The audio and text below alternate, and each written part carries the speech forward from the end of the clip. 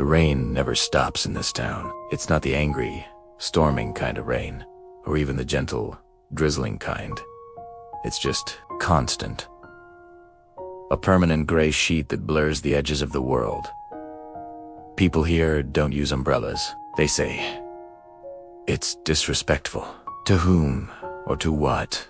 No one ever explains. They just walk through the downpour with their heads held high, their clothes soaked through, as if accepting a quiet, unending baptism.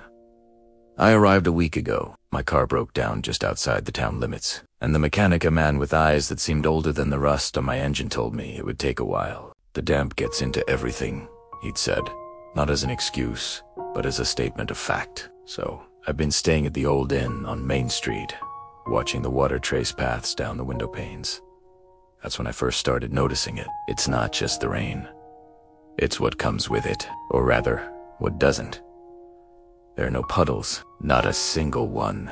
The streets are perpetually slick and dark with moisture, but the water never pools. It's as if the ground itself is thirsty, drinking every last drop the moment it lands. The gutters are bone dry.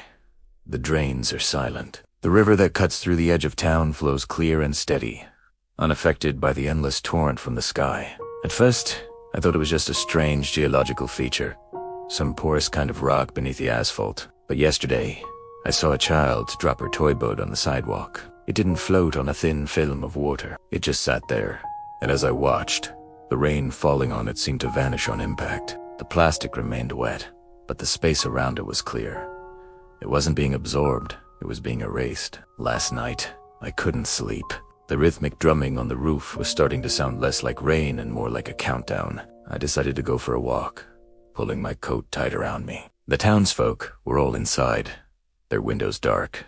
The only light came from the few street lamps casting long, distorted reflections on the wet pavement. I walked to the edge of town, to the spot where my car had died. There, just beyond the welcome sign, the road was completely dry. It was like a line had been drawn in the sand. On one side, the endless downpour.